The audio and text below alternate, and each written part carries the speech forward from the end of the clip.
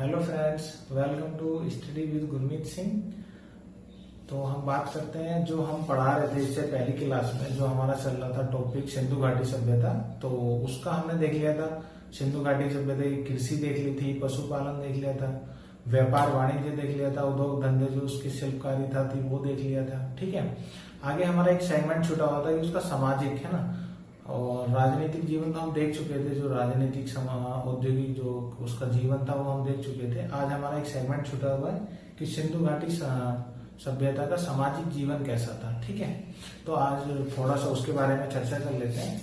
तो जो सामाजिक जीवन में हम पहले ये सीख लेते हैं कि सामाजिक जीवन में हम क्या क्या देखते हैं। ठीक है, तो जो नॉर्मल चीजें समाज में होती है, जैसे परिवार की मतलब समाज की इकाई क्या थी, ठीक है, वो खाता कैसे था, क्या पहनता था, कैसे रहता था, जीवन शैली कैसी थी, है ना, समाधान कैसा था, कैसे घरों में रहता था। ठीक है, तो ये सब चीजें क्या है, ये सामाजिक जो सेगमेंट होता है वो इसको सामाजिक सेगमेंट को ये सब चीजें क्या करती हैं, प्रदर्शित करती हैं। ठीक है, इन्हीं चीजों से पता चलता है कि उसका सामाजिक जीवन कैसा था। ठीक, किन किन चीजों से वो मनोरंजन करते हैं, तो हम बात कर लेते हैं। ठीक है, सबसे पहले सामाजिक जीवन की।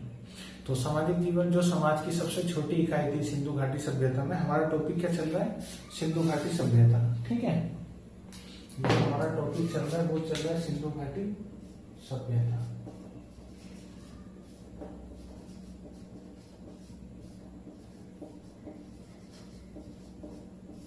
ठीक है, सिंधु घाटी सभ्यता या हड़प्पा सभ्यता। ठीक है, तो अभी इसका हम देखने वाले सामाजिक जीवन कैसा था इन लोगों का। ठीक है, तो सबसे पहले देखते हैं कि समाज की सबसे छोटी इकाई क्या थी, तो वो परिवार थी। ठीक है, जो परंपरागत तरीके से चलता आ रहा था। ये हो गई सबसे छोटी इकाई समाज की। दूसरी बात करते हैं कि समाज कैसा था, पितृसत्तात्मक था या मातृ सत्तात्मक था। देखिए, कोई ये तो नहीं कह सकता, कोई प्रूफ तो नहीं हुआ है कि मातृ सत्तात्मक था या पितृ सत्तात्मक था, क्योंकि कुछ जो देवताओं की मूर्ति है, वो कुछ देवियों की भी मूर्ति मिली है और कुछ देवताओं की भी मूर्ति मिली है। ठीक है, जो धार्मिक मूर्ति है। फिर भी यही माना जाता है कि यहाँ का जो समाज था वो मातृ सत्तात्मक था। ठीक है, ऐसा मानते हैं कुछ लोग विद्वान। फिर भी ऐसा कुछ नहीं, कहीं ऐसा लिखा हुआ नहीं है, या बहुत सारे सिर्फ साक्ष्यों के आधार पे ऐसा मान लेते हैं। ठीक है, हालांकि जो हमारी टेराकोटा की मूर्तिज हैं या फिर जो नॉर्मल पत्थर की मूर्ति है, वहां पे पुरुषों की मूर्तियां ज्यादा मिली हैं। ठीक है, स्त्रियों की अपेक्षा पुरुषों की मूर्तियां ज्यादा मिली है। फिर भी समाज को हम मातृ सत्तात्मक समाज मानकर चलते हैं। ठीक है, अब बात करते हैं कि भोजन क्या था, क्या क्या चीजें खाते थे, क्या क्या चीजों की अवेलेबिलिटी थी खाने के लिए। तो वो सभी तरह का भोजन करते थे, शाकाहारी भी और मांसाहारी भी। तो शाकाहारी में क्या, अनाज के रूप में वो गेहूं और जौ बाजरा वगैरह का यूज करते थे। ठीक है, ये उसके मुख्य खाद्यान्न थे, गेहूं जौ, और कहीं कहीं पे बाजरा वगैरह के भी हमें साक्ष्य मिले, लोथल वगैरह में, धोलावीरा वगैरह में। ठीक है, तो मुख्य अनाज हो गए गेहूं और जौ। फिर बात करेंगे कि जो मांस मछली है ना, तो मांस और मछली, मांसाहारी में जो मांसाहारी लोग थे वो मांस भी खाते थे और मछली भी खाते थे। ठीक है, तो ये हो गया उसके जो भोजन, जो जिस भोजन से परिचित था, जिस भोजन को वो उपजाता था, खाता था। ठीक है, फिर बात करेंगे कि मनोरंजन के साधन क्या थे। तो जो समाज में कुछ लोग मनोरंजन का भी होता है ना, वो भी तो सामाजिक जीवन का एक हिस्सा होता है। तो मनोरंजन में जो हम बात करेंगे, तो जो बड़े लोग थे वो चोरस खेलते थे। ठीक है, चोरस एक खेल होता है, चोरस खेलते थे और पासे का खेल खेलते थे। ठीक, चोरस और पासा, है ना, जो बड़े लोग थे। और जो छोटे बच्चों के जो खिलौने थे वो मिट्टी के बनाए जाते थे, टेराकोटा के। ठीक है, टेराकोटा क्या होता है कि चिकनी मिट्टी ले लेते हैं, गीली मिट्टी, और फिर उसको जिस साइज जो भी हमें आकृति देनी है वो दे लेते हैं। फिर उसको हम आग में पका लेते हैं। ठीक है, मजबूती के लिए, जिससे वो मजबूत हो जाती है। उसी को बोलते हैं टेराकोटा या मृण मूर्तियां। ठीक, फिर उससे जो हमारा अगला सेगमेंट आएगा, ये तो हम मूर्तियों की बात होगी। उससे बाद में क्या देखते हैं कि जो शासन था, शासन कैसे चलता था समाज का। कुछ लोग, कोई भी समाज है तो उसमें एक केंद्रीय शक्ति होती है, कैसे चीजें समाज को नियंत्रित करने के लिए कोई एक सत्ता होती है। तो जो सिंधु घाटी सभ्यता में था जो शासन, वो जो दुर्ग में, ये जो नगर होते थे वो दो पार्ट में डिवाइड रहते थे, दुर्ग और नगर या शहर। ठीक है, तो दुर्ग में जो लोग रहते थे वो शासक वर्ग ही रहता था, ठीक है। वही नियम कानून वगैरह वही बनाते थे, ठीक, वही शासक वर्ग था। और यहाँ की जो प्रणाली थी, जो शासन था, वो राजतंत्रात्मक नहीं था। मतलब कोई राजा नहीं था कि उसको राजा का बेटा राजा बनेगा, ये राजतंत्र नहीं था, ठीक है। ये था जनतंत्र था, ठीक है।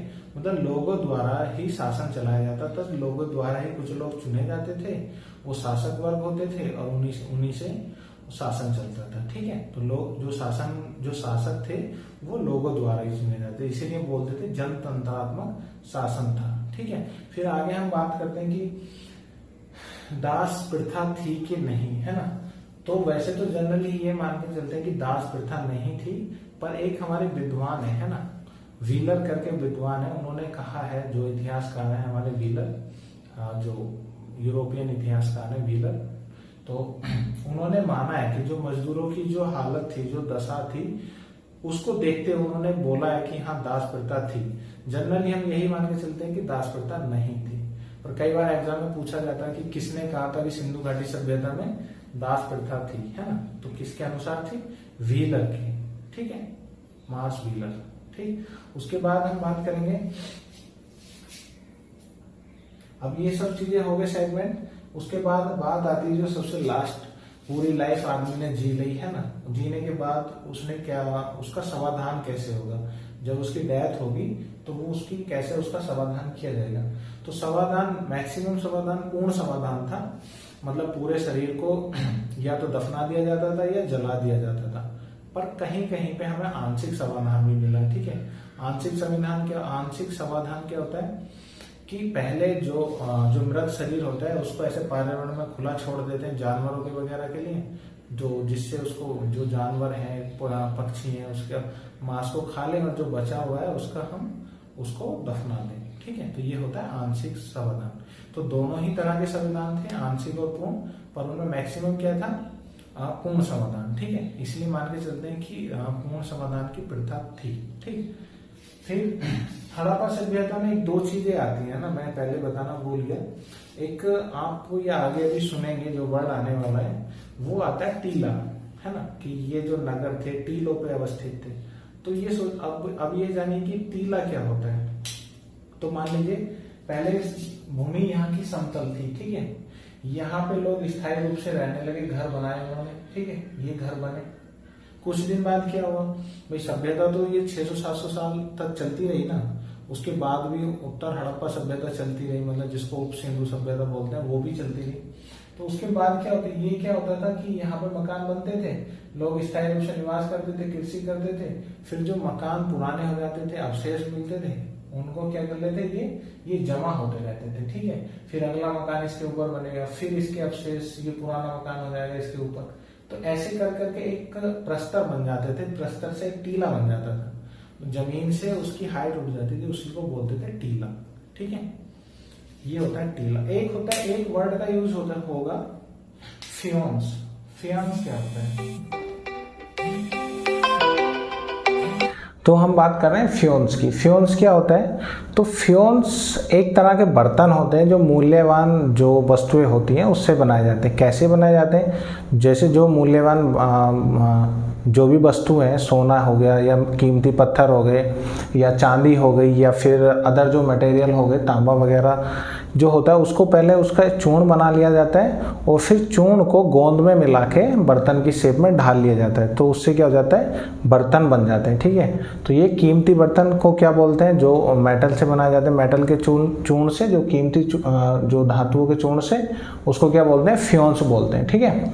तो फ्योन्स कौन यूज करता था? जो शासक वर्ग होता था वो फ्योन्स का यूज करता था, ठीक है।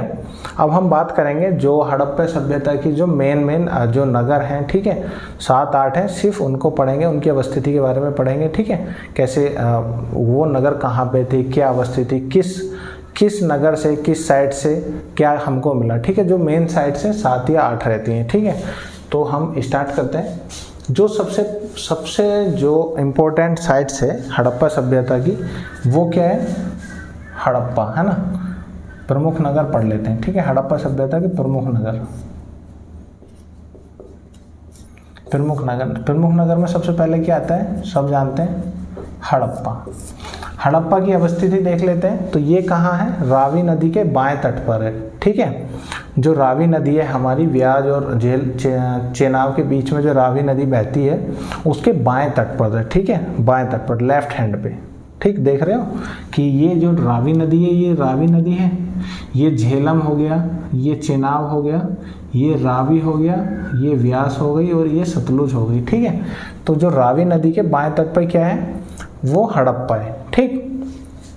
अब हड़प्पा की ये अवस्थिति हो गई। अब इसकी खोज देख लेते हैं कि इसकी खोज किसने की, कब की। तो 1921 में दयाराम साहनी जी ने इसकी खोज की थी। किसकी अध्यक्षता में, तब आर्कोलॉजी सर्वे ऑफ इंडिया का अध्यक्ष कौन था, जॉन मार्शल, ठीक है। जॉन मार्शल साहब की अध्यक्षता में दयाराम साहनी जी ने 1921 में हड़प्पा सभ्यता की, हड़प्पा नगर की खोज की, ठीक है। ये पहला नगर था, इसीलिए इसी के नाम पे हड़प्पा सभ्यता का नाम भी रखा गया, ठीक है। सिंधु घाटी सभ्यता का नाम हड़प्पा सभ्यता भी इसीलिए रखा गया क्योंकि ये पहला नगर था जो खोजा गया था, ठीक है। इसी को विद्वान जो बोलते हैं अर्ध औद्योगिकीकरण, अर्ध औद्योगिक नगर भी बोलते हैं, क्योंकि यहाँ पर उद्योग का काम बहुत ज़्यादा होता था। होता सब जगह पर था पर हड़प्पा में बहुत ज़्यादा हाई क्वांटिटी में जो होता था वो हड़प्पा में होता था, ठीक है।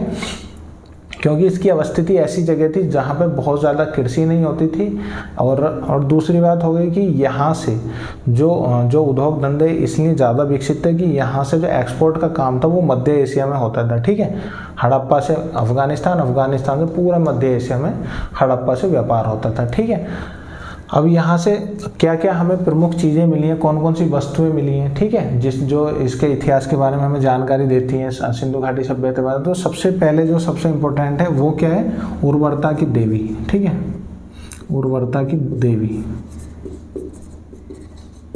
उर्वरता की देवी क्या है, मैंने आपको पहले बताया कि एक मिट्टी की मूर्ति मिली है जिसके गर्भ से एक पौधा निकलता हुआ उपजता हुआ एक पौधा दिखाया गया, उसी को बोलते हैं उर्वरता की देवी। ये किसको डिनोट करती है कि ये पृथ्वी को डिनोट करती है कि जो पृथ्वी है उसको एक हमने देवी का रूप दे दिया है, ठीक है, एक स्त्री का रूप दे दिया है और उसके गर्भ से पौधा उपजता हुआ दिखाया गया, ठीक है। दूसरी हम बात करेंगे कि जो हड़प्पा का जो यहाँ के लोग अनाज क्या क्या होता था यहाँ पे हड़प्पा में, ठीक है। हड़प्पा में कौन कौन से अनाज खाते थे, जो खाद्यान्न थे वो कौन कौन से थे, तो गेहूं और जौ, ठीक है, गेहूं और जौ यहाँ के प्रमुख खाद्यान्न थे, ठीक है। बाकी कुछ साक्ष्य बाजरे के भी मिले हैं यहाँ पे। और जो यहाँ की इमारतें हैं वो कौन कौन सी थी, तो हमें यहाँ पे छह अन्नागार मिले हैं, ठीक है। अन्नागार क्या होता है, जहाँ पे अनाज को इकट्ठा किया जाता है, ठीक है, स्टोरेज। तो जो स्टोर रूम जिसको बोलते हैं वो 6 अन्नागार मिले हैं यहाँ से, ठीक है। उसके बाद जो अन्नागार के मिला वहाँ से भी देखिए कंफ्यूज नहीं होना है, मोहनजोदाड़ो से सबसे बड़ा अन्नागार मिला है, वहाँ पे सिर्फ एक अन्नागार था और यहाँ पे 6 अन्नागार है, ठीक है। और कुछ हमें सीपीओ की जो सीपी की एक पैमाना मिला है जो सीपी से बना है, ठीक है।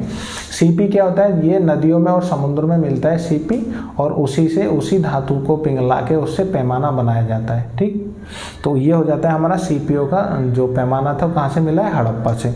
फिर हमें मिलता है एक शंख का बैल, जो शंख होता है वो भी कहाँ से मिलता है, शंख कहाँ से मिलता है, वो भी नदियों से और समुद्र से। तो उसी को पिघला के उसका एक बैल बनाया गया है, तो वो भी कहाँ से मिलता है, हड़प्पा से। तीसरी चीज जो अंतिम चीज मिलती है, एक हमें चिन्ह मिला है, ठीक है, जो स्वास्तिक का, इसको क्या बोलते हैं, स्वास्तिक। तो स्वास्तिक का चिन्ह कहाँ से मिला है, हमें हड़प्पा साइड से मिला है। और एक मिला है हमें चक्र, जो कुम्हार का चक्र होता है जिससे बर्तन बनाए जाते हैं, चाक भी बोलते हैं उसको, ये भी कहाँ से मिला है, हड़प्पा से। तो हमें सिर्फ यही चीज़ें पढ़नी है, सिर्फ हड़प्पा से क्या मिला, एक अन्नागार मिला है, एक शंख मिला है, एक सीपीओ का पैमाना, एक चक्र मिलता है और उर्वरता की देवी मिलती है, ठीक है। तो ये हो गई हमारी हड़प्पा साइट्स हो गई। दूसरी क्या है, जो दूसरी प्रमुख साइट्स है वो क्या है, मोहनजोदाड़ो।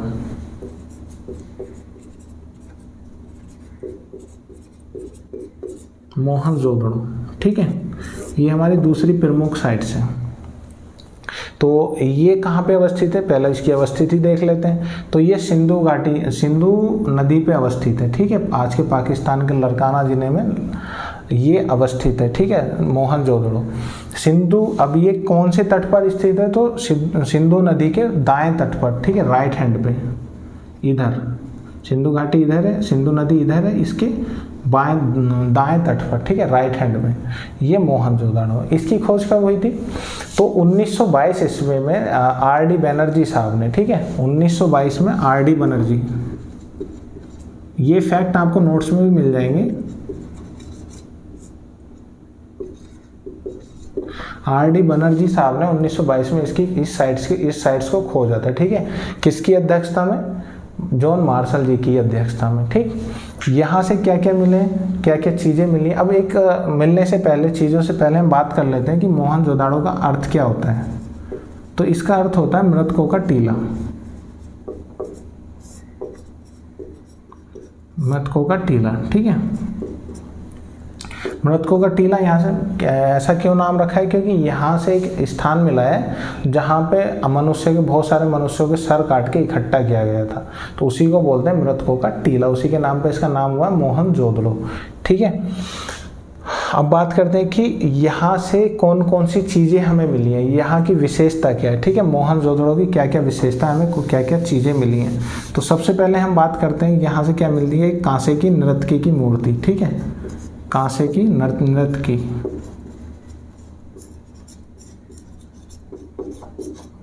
ये क्या है, ये कांसे की बनी हुई है और वस्त्र विहीन है, ठीक है, इसने कोई कपड़े नहीं पहने, सिर्फ एक गले में माला है जो मनके से बनी है, मनके की माला है, बाकी ये नग्न मूर्ति है, ठीक है, कांसे की है, ठीक। दूसरी क्या है, एक विशाल वृद्ध, ठीक है, वृद्ध स्नानागार मिला है, या फिर सॉरी ऐसे बोलते हैं वृद्ध अन्नागार, ठीक है, एक विशाल अन्नागार, मतलब जहां अनाज को रखा जाता था, इकट्ठा किया जाता था, काफी बड़ी इमारत मिली है, उसको बोलते हैं वृद्ध अन्नागार, ठीक है। अन्नागार बोलते हैं, वृद्ध तो उसके आकार को देख के बोलते हैं कि बड़ा था इसलिए उसको वृद्ध बोल देते हैं। उसके बाद क्या आता है, एक स्नानागार, स्नानागार मीन्स जैसे आज के स्विमिंग पूल होते हैं, किसी धार्मिक अवसर पर यहाँ पे सब लोग स्नान किया करते थे और इसकी एक धार्मिक मान्यता थी, ठीक है, रोज रोज नहीं होता था, इसमें पानी हमेशा नहीं भरा रहता था, टाइम टू टाइम जब इसकी जरूरत होती थी, जब कोई धार्मिक अवसर आता था तभी यहाँ पे पानी भरते थे कुएं से, और बाद में सब लोग स्नान करने के बाद पानी को निकाल देते थे, ठीक है। बाकी यहाँ से क्या था, एक पशुपतिनाथ, पशुपतिनाथ की मुहर मिली है,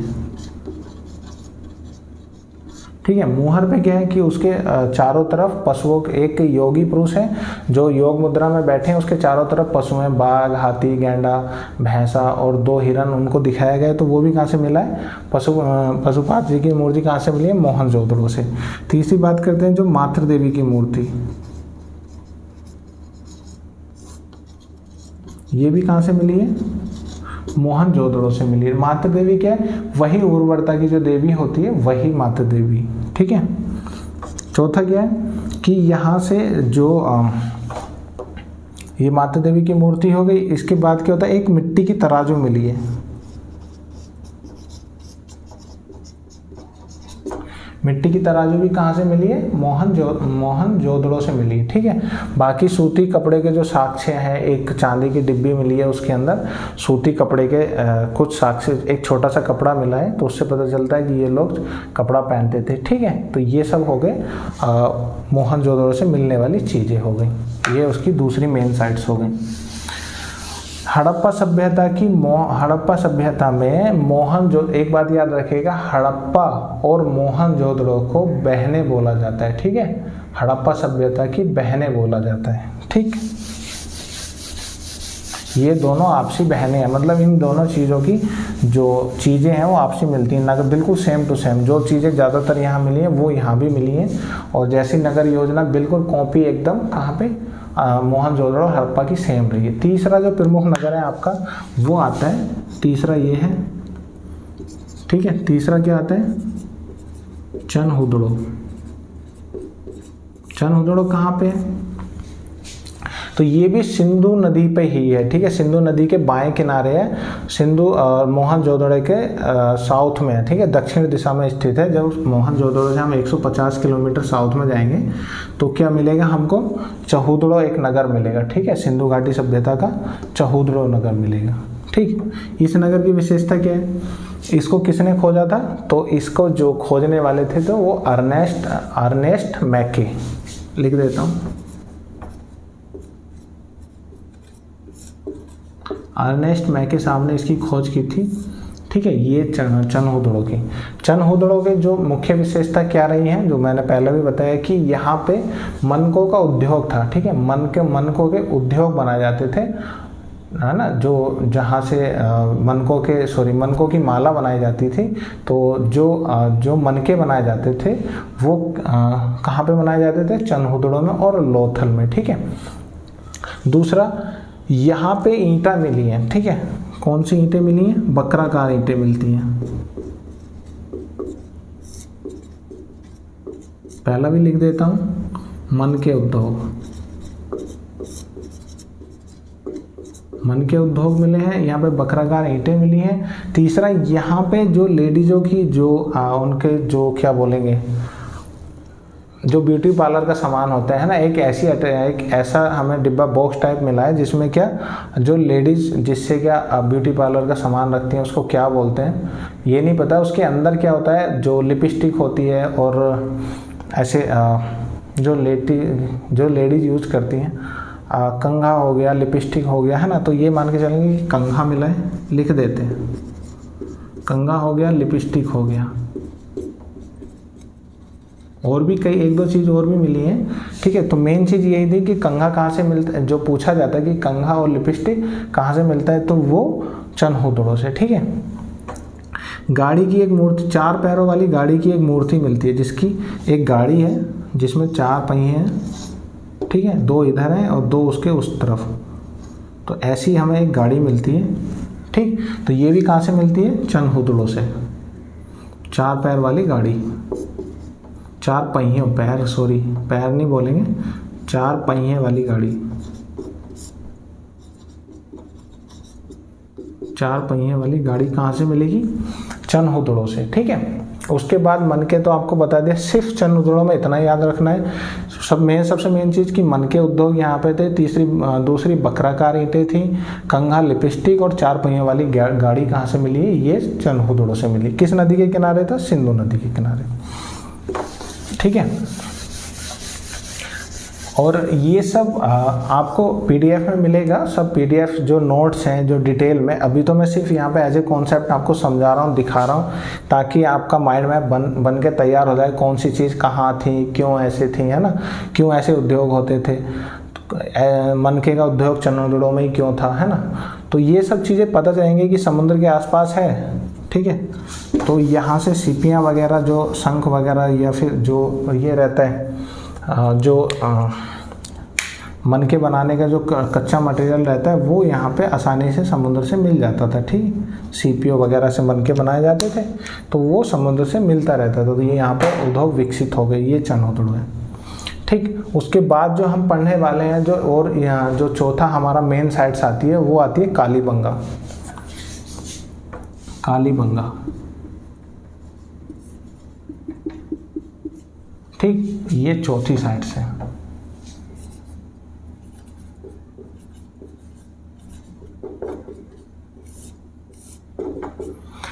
कालीबंगा तो किस नदी के? गग्गर नदी की, ठीक है। कहाँ पे है? राजस्थान में। राजस्थान में गग्गर नदी के किनारे अवस्थित है, ठीक है। ये कालीबंगा साइड से। अब इसमें हम बात कर लेते हैं कि मेन चीज़ें क्या हैं। कालीबंगा की जो हमें कई सारी चीज़ें मिली है, जो एग्जाम में पूछा जाता है कि कौन कौन से साक्ष्य प्राप्त हुए हैं। तो सबसे साक्ष्य में जो सबसे पहला नंबर आता है, जुते हुए खेत। ये कई बार पूछा जाता है, सब लोग याद रखेंगे, जुते हुए खेत, ठीक है। ये कहाँ से मिले हमें? कालीबंगा की साइड से, ठीक है। दूसरा क्या होता है? 7 आयताकार जो अग्निकुंड है,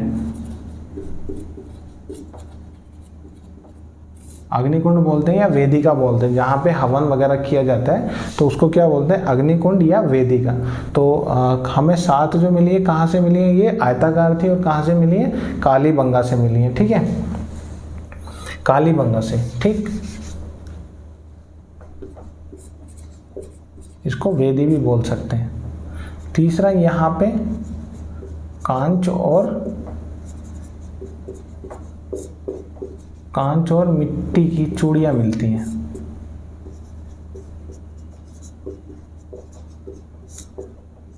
तो कांच और मिट्टी की चूड़ियाँ कहाँ से मिलती है, कालीबंगा से। कालीबंगा का अर्थ ही होता है काले रंग की चूड़ियाँ, ठीक है। कालीबंगा का क्या अर्थ होता है, सब लोग याद रखेंगे, काले रंग की चूड़ियाँ। तो मिट्टी, जहाँ चूड़ियों की बात आएगी वहाँ कहाँ क्या याद आएगा, कालीबंगा, ठीक है। कालीबंगा में जुते हुए खेत और मिट्टी और कंच की चूड़ियाँ कहाँ से मिली, कालीबंगा से मिलती हैं, ठीक है। एक दो चीज़ हो रहा है, यहाँ से बेलनाकार मोहर मिलती हैं। बेलनाकार मोहरें कहाँ से मिली हैं, तो कालीबंगा से, ठीक है। सिर्फ इतना ही फैक्ट याद रखना है और इससे ज़्यादा कुछ नहीं। एक दो फैक्ट और भी रख सकते हैं, जैसे कुछ एक सिलबट्टा भी कहाँ से मिलता है, सिल और बट्टा हमने देखा होगा, वो भी कालीबंगा से मिलता है, ठीक है। इतना सब याद रखना है, इससे ज़्यादा नहीं। इसमें से ही पूछा जाएगा, किसी भी एग्जाम में पूछा जाएगा, इतना काफ़ी इनफ है। पांचवा क्या है, जो हमारे हम पांचवें की बात करेंगे वो था लोथल। काफ़ी मेन साइट से ये सिंधु सभ्यता की काफ़ी मेन साइट से प्रमुख नगर है। क्यों प्रमुख नगर है वो मैं आपको बता दूँ। अवस्थिति देख लेते हैं पहले। तो लोथल यहाँ पे अवस्थित है, ठीक है। कहाँ, भोगवा नदी। ये कौन सी नदी है, भोगवा, ठीक है। भोगवा नदी के किनारे स्थित है और ये भोगवा नदी जो है साबरमती नदी की सहायक नदी है। छोटी सी नदी है, साबरमती की नदी की सहायक नदी है, ठीक है। ये भोगवा नदी के किनारे हो गया।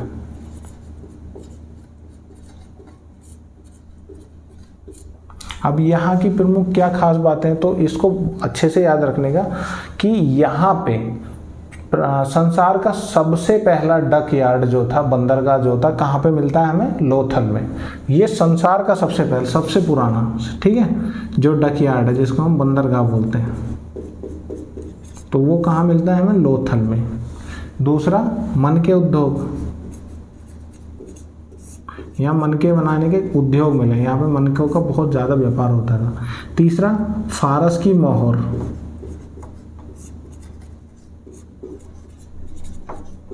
जो फारस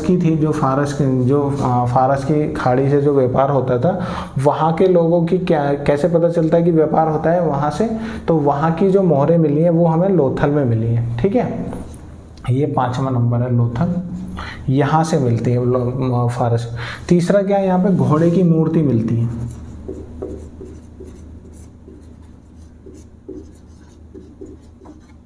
घोड़े की मूर्ति कहाँ से मिलती है हमें, लोथल से मिलती है, ठीक है। और 5वां क्या है कि यहाँ के लोग हाथी पालते थे, ठीक है। हाथी पालन, तो हाथी कहाँ के लोग पालते थे, तो ये लोथल के लोग पालते थे, ठीक है। इसके बाद आपको एक दो चीज़ और लिख लेते हैं लोथल के बारे में अगर लिखना है तो। तांबे का एक कुत्ता मिला है,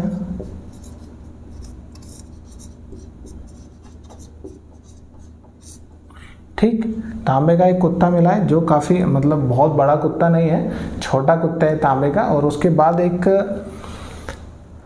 लोथल में ये 6 चीज़ें हो गई। एक दो और लिख लेते हैं जो सबसे मेन से। एक मिला हाथी दांत का पैमाना,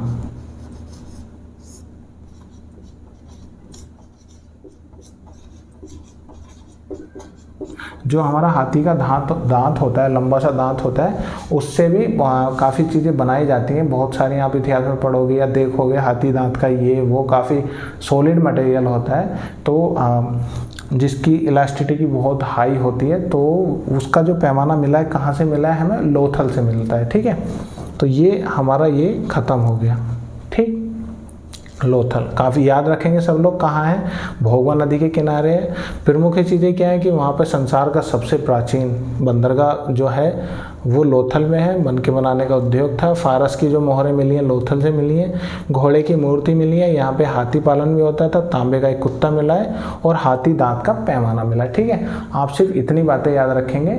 या फिर एक चीज़ और भी लिख सकते हैं, एक दिशा सूचक, छोटा सा दिशा सूचक जो दिशा बताता है ना, दिशा सूचक भी कहाँ से मिला है, ये लोथल से मिला है। ठीक है, तो ये सब आप याद रखिएगा।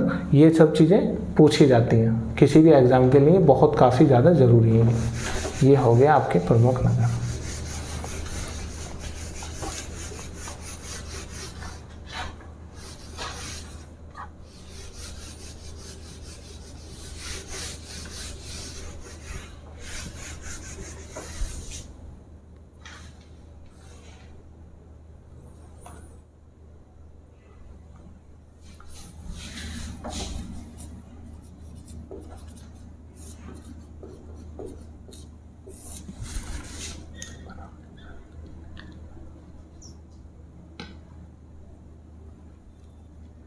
तो अगली हम बात करेंगे किसकी, बनावली की। ठीक है, 6 नंबर पे क्या है, बनावली। तो हम बात करते हैं अगला नेक्स्ट जो हमारा सिंधु घाटी का नगर है वो है बनावली।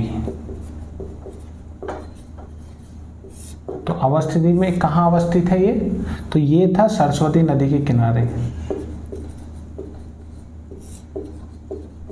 ठीक, सरस्वती नदी के किनारे कहाँ, गुजरात में। अभी तो नहीं है, अभी तो सरस्वती नदी खत्म हो गई, पर जब का ये बात चल रही है अब तो लुप्त हो गई सरस्वती नदी, पर जबकि ये टाइम पीरियड है तब वहाँ गुजरात में सरस्वती नदी बहती थी। तो उसी के किनारे क्या है, जो हमारी बनावली साइड से, यहाँ से क्या मिला है, एक लकड़ी का हल मिला है। ठीक है, जो लकड़ी के आखिर जो खिलौने के लोग यूज़ करते थे, तो मिट्टी का जो हल है ना, जो सिंधु घाटी सभ्यता में ओरिजिनल में तो लकड़ी का हल यूज़ होता था, पर यहाँ क्या मिला है, जो हल के आकार की, मतलब जो मिट्टी का बना हुआ है, हल जो है मिट्टी का बना हुआ है, तो वो हल के आकार का खिलौना, ऐसे लिख सकते हैं, हल के आकार का खिलौना मिला है बच्चों का।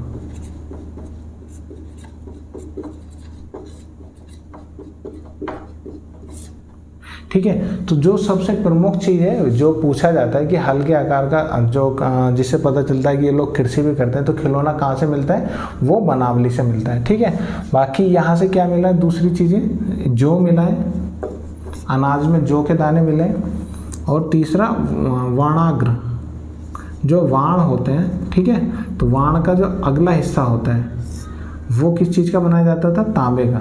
तो तांबे का वाणाग्र मिला है, वाण के आगे लगा होता है, जैसे ये होता है ना कि ये वाण है और इतना हिस्सा जो भेदने वाला हिस्सा होता है आगे वाला, तो ये वाली जो आगे का मेटल, ये इतना तो लकड़ी का होता है मान लीजिए, जो आगे वाला मेटल का होता है जिसमें धारदार जो होता है नोकदार, इसको क्या बोलते हैं, वाणाग्र, मतलब वाण का अगला वाला हिस्सा। ठीक है, तो ये कहाँ से मिला, हमें बनावली से मिला है, ये बनावली हो गई।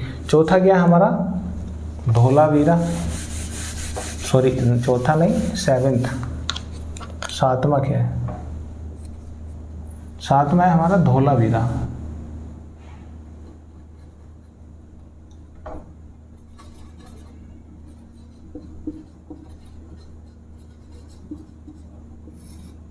ठीक है, धोलावीरा।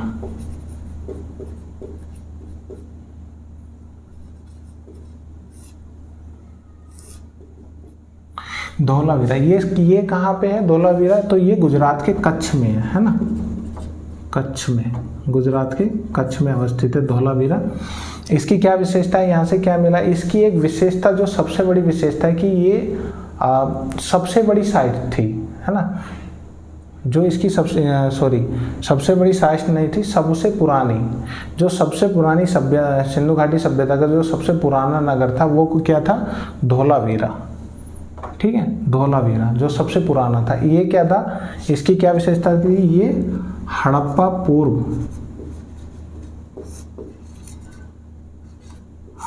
पूर्व नगर था, मतलब हड़प्पा से भी पहला, जो हमारी हड़प्पा सभ्यता है, मान लीजिए 2550 से लेके मानते हैं अभी तक 2550 से स्टार्ट हुई और 1900 ईसा पूर्व तक वो रही, BC तक।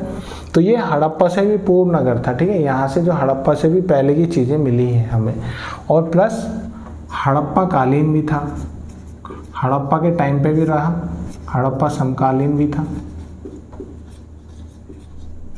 ठीक। और तीसरा हड़प्पा, उत्तर हड़प्पा।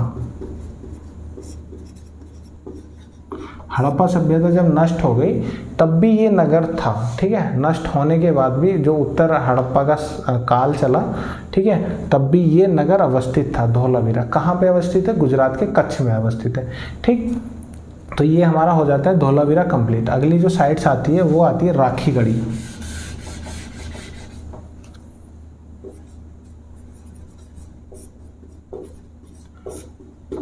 राखीगढ़ी कहाँ पे अवस्थित है? तो ये भी कहाँ है? हरियाणा में, ठीक है। इसकी क्या विशेषता है? ये भी हड़प्पा से पूर्व की थी, हड़प्पा से पुरानी जो नगर है, राखीगढ़ी हड़प्पा से पुराना नगर है और हड़प्पा के टाइम पे भी था। और उत्तर हड़प्पा के मतलब हड़प्पा की जो संस्कृति थी, जो हड़प्पा सभ्यता थी, उसके नष्ट होने के बाद के टाइम में भी ये मौजूद था राखीगढ़ी, ठीक है। तो यहाँ से क्या मिलता है हमें? तीन चीज़ तो ये हो गई। और सबसे प्राचीन, भारत की सबसे प्राचीन, है ना, सबसे प्राचीन कौन से नगर है जो हड़प्पा सभ्यता में अवस्थित है? भारत में हड़प्पा सभ्यता का उपस्थित सबसे पुराना नगर कौन सा है? राखीगढ़ी, सबसे पुराना, सबसे पुराना नगर, ठीक है। तो ये भारत का सबसे पुराना नगर हो गया राखीगढ़ी, ठीक है। इसके बाद हमारा आता है ये 7वें नंबर पे हो गया हमारा राखीगढ़ी, लिख लेते हैं। 8वें नंबर पे हो जाएगा हमारा यहाँ पे सुरकोटदा, ठीक, सुरकोटदा।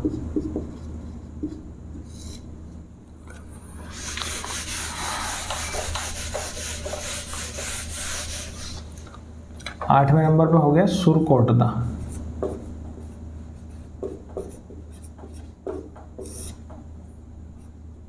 सुरकोटदा कहाँ पे अवस्थित है? तो आज का पाकिस्तान में अवस्थित है, ठीक है। आज के पाकिस्तान में कराची के आसपास कहाँ अवस्थित है? सुरकोटदा, ठीक। तो यहाँ की जो सबसे बड़ी खासियत है, यहाँ पे याद रखिएगा, ये क्वेश्चन कई बार पूछा जाता है, कई एग्जामों में पूछा जाता है कि घोड़े की अस्थियाँ हमें कहाँ से मिली हैं। तो घोड़े की अस्थि, घोड़े की अस्थि, सिर्फ यही चीज इसको इम्पोर्टेंट बना देती है सुरकोटदा को, कि यहाँ से घोड़े की अस्थियां हमें मिली हैं। तो घोड़े की अस्थि, क्योंकि सिंधु घाटी सभ्यता में ऐसा माना जाता है कि यहाँ के लोग घोड़े से परिचित नहीं थे, पर सुरकोटदा में एक अपवाद है कि यहाँ की जो घोड़े की हड्डियाँ मिली हैं वो हमें सिंधु घाटी सभ्यता के काल की मानी जाती हैं, ठीक है। ये याद रखना है, ठीक। ये सबसे एक ही मेन चीज़ है सुरकोटदा में, ये है कि घोड़े की अस्थि, ठीक। एक दूसरा शहर है सूतकांगेडोर,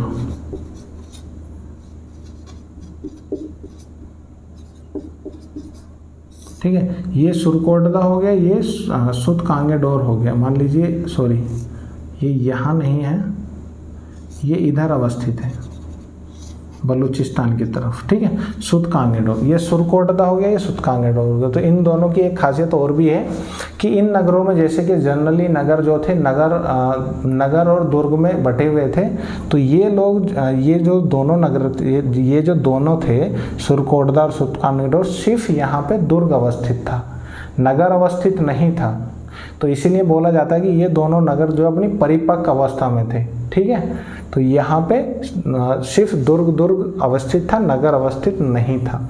एक मैं बताना भूल गया, धोलावीरा की एक सबसे बड़ी जो प्रमुख बात है, धोलावीरा की सबसे बड़ी प्रमुख बात क्या है कि यहाँ का जो ये जो सभ्यता थी वो 3 हिस्सों में बटी थी। जो नगर था वो 3 हिस्सों में बटा था। जनरली नगर क्या होते थे, जो हड़प्पा, मोहनजोदड़ो, सिर्फ यहाँ पे जो दुर्ग होता था एक, और एक नगर होता था। पर धोलावीरा में 3 चीज़ें थी, एक दुर्ग था, दूसरा नगर था, तीसरा मजदूरों के लिए अलग से बंकर बनाए जाते थे, ठीक है, अलग से बंकर बनाए जाते थे, कमरे बनाए जाते थे जिसमें मजदूर लोग रह के, अस्थायी मजदूर लोग रहते थे और जो नगर में काम देखते थे, ठीक। ये हो गए हमारे प्रमुख नगर। अब बात करेंगे कि उत्तर हड़प्पा, इसके बाद हम जो बात करेंगे वो क्या थी, उत्तर हड़प्पा।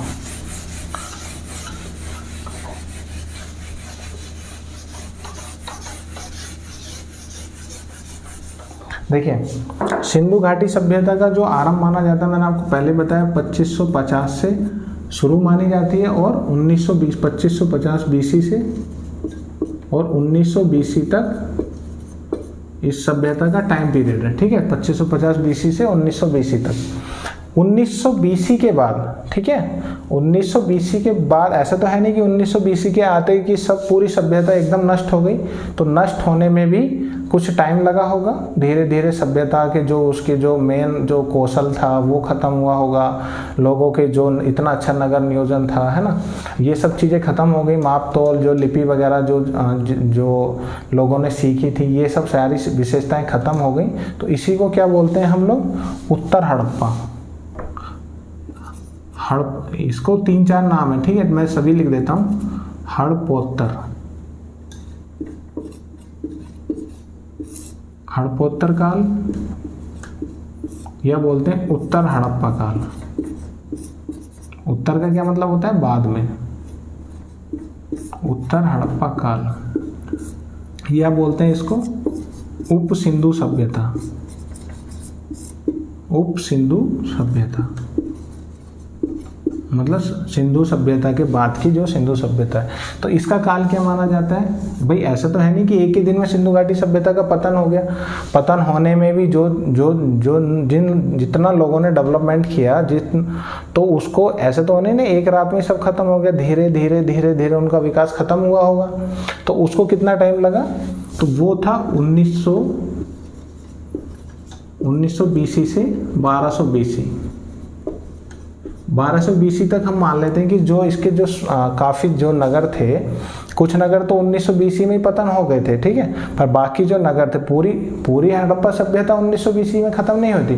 कुछ नगर धीरे धीरे 1200 बीसी तक चलते रहे थे, ठीक है। तो वहाँ पे क्या होता है कि इसी काल को हम 3 नामों से जानते हैं, या तो हड़प्पोत्तर काल, या उत्तर हड़प्पा काल, या उत्तर हड़प्पा काल, या सभ्यता काल, या फिर इसको काल ना बोल के आप सभ्यता भी बोल सकते हैं कि हड़प्पोत्तर सभ्यता, और यह उत्तर हड़प्पा सभ्यता, ठीक है। ये कब से कब तक थी, तो ये 1900 बीसी से 1200 बीसी तक। ये पतन का काल था, ठीक है। पतन किन चीज़ों का था, जो बड़े बड़े नगर थे, जो बड़ी बड़ी इमारतें बनाने की जो विधियां थीं, ठीक है, जो धातु जो जितने भी शिल्पकारिता थी, सब का पतन हो रहा था धीरे धीरे। मतलब जो भी सिंधु घाटी सभ्यता की खासियत थी, बड़े बड़े स्नागार, अन्नागार, वो सब पतन हो गए 1200 बीसी तक। तो इसी को हम बोलते हैं हड़प्पोत्तर सभ्यता, या उत्तर हड़प्पा सभ्यता, या फिर उप सिंधु सभ्यता, ठीक है। अब हम बात कर लेते हैं कि सिंधु घाटी सभ्यता का पतन कैसे हुआ। अगला टॉपिक क्या है हमारा, सिंधु घाटी सभ्यता का पतन।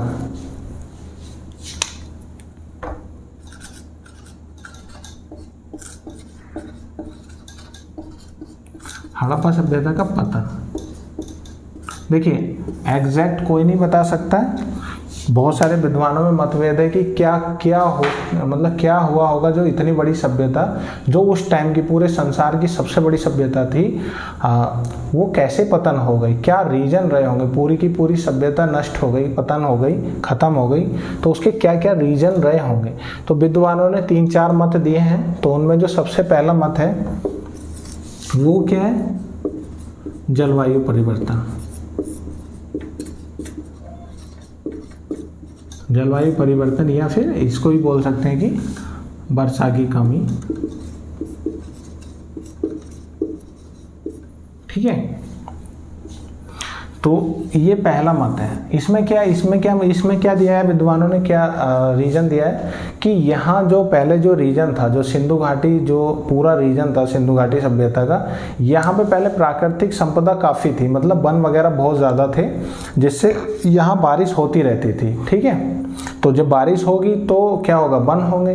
पर इस सभ्यता के बनाने में बहुत सारे वनों को नष्ट कर दिया गया। ठीक है, खेती के लिए या फिर लकड़ी की जो डिमांड थी शहरों को बनाने के लिए, नगरों को बनाने के लिए, तो वो वन कटते गए, जिससे यहाँ पे क्या हुआ कि बारिश की कमी होती गई। ठीक, और बारिश की कमी हो गई तो मिट्टी क्या हो गई, लवड़ियाँ हो गई, मिट्टी लवड़ियाँ हो गई, अर्थात उस बंजर हो गई, अनुपजाऊ हो गई, जिससे यहाँ के लोगों ने पलायन कर दिया, इसको इन सभ्यताओं को छोड़ छोड़ के चले गए। जब कहीं अनाज ही नहीं होगा तो आसपास तो क्या होगा, वो लोग दूर दूर चले जाएंगे। तो एक रीजन उन्होंने ये दिया कि यहाँ पे रेगिस्तान का विस्तार हो गया और मिट्टी लवड़ियाँ हो गई। तो पहला रीजन तो ये था। दूसरा रीजन क्या है, भूकंप व बाढ़, या ऐसे लिख सकते हैं बाढ़ व भूकंप।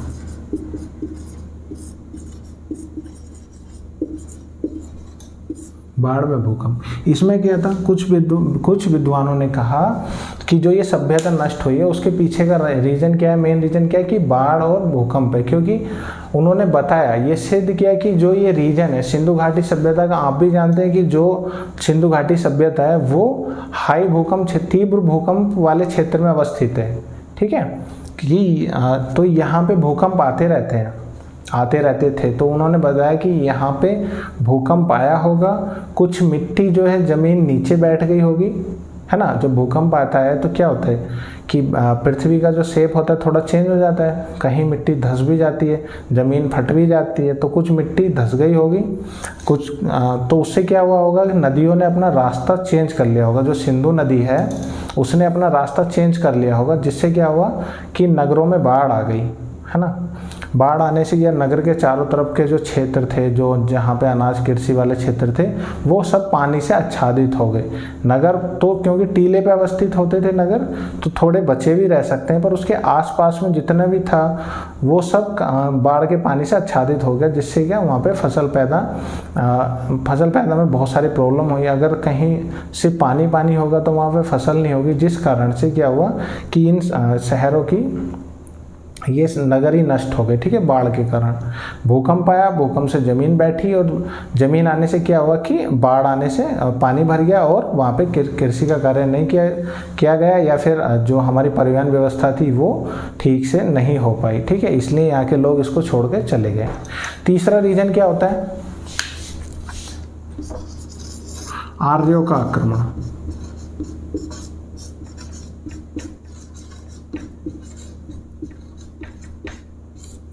आर्यों का आक्रमण, तो ऐसा माना जाता है कि 1900 BC के आसपास आर्यों ने आक्रमण किया। बाहरी लोगों ने, जो पश्चिम एशिया की तरफ से आए थे, उन लोगों ने आक्रमण किया, यहाँ की सभ्यता मतलब यहाँ के नगरों पे आक्रमण किया, यहाँ के लोगों को मार डाला, पूरी सभ्यता खत्म कर दी, है ना।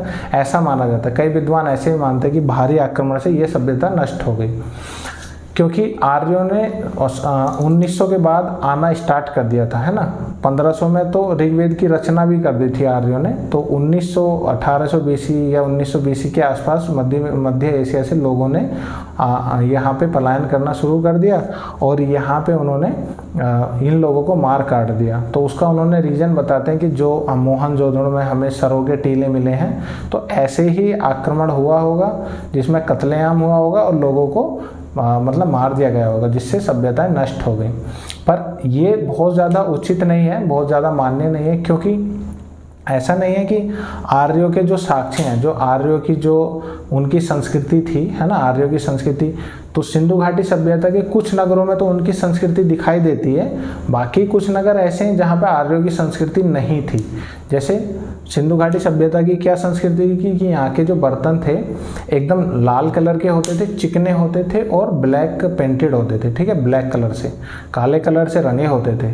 पर जो आर्यों की संस्कृति थी वो कैसी थी बर्तन बनाने की, कि वहाँ पे ग्रे जो धूसर लाल मृद भांड होते थे। ठीक है, धूसर लाल मृद भांड, या फिर बोलेंगे धूसर लाल मृद भांड नहीं, उसको बोलते हैं चित्रित धूसर। आर्यों के जो बर्तन थे उसको क्या बोलते हैं, चित्रित धूसर मृदभांड। तो आर्यों के ये बर्तन थे और सिंधु घाटी सभ्यता के जो क्या थे, काले व लाल मृदभांड। तो चित्रित धूसर में क्या होता था कि ये स्लेटी कलर के होते थे, स्लेटी कलर के होते थे और उस पर कुछ चित्रकारी कर दी जाती थी। ये धूसर का मतलब जो धूसर कलर होता है वो स्लेटी कलर होता है। तो आर्य जो वैदिक काल के जो बर्तन थे, जो आर्यों की जो संस्कृति में जो मृदभांड यूज किए जाते थे वो किस कलर के होते थे, धूसर कलर के। तो ये बहुत ज़्यादा मान्य नहीं है, फिर भी एक रीजन दिया जाता है कि तीनों रीजन में से कोई सा भी रीजन हो सकता है, पर सबसे ज़्यादा मान्य यही है। ठीक है, जो बाढ़ व भूकंप वाला। कुछ विद्वानों ने ये भी बताया, कुछ ने ये भी बताया। किन किन ने बताया है तो इतना डिटेल में जाने की कोई जरूरत नहीं है, काफ़ी लंबा हो जाएगा वरना। ठीक है, तो इस लेक्चर को हम यहीं ख़त्म करते हैं और इस लेक्चर की आपकी पीडीएफ, सारे नोट्सों की पीडीएफ किसने कहा कब कहा, ठीक है, ये आपको डिस्क्रिप्शन बॉक्स में लिंक दे दी जाएगी पीडीएफ की, आप वहाँ से डाउनलोड करके पढ़ लीजिएगा और चैनल को सब्सक्राइब कर लीजिएगा ताकि आने वाली वीडियो आपको मिलती रहे। ठीक है, थैंक यू, फिर मिलते हैं।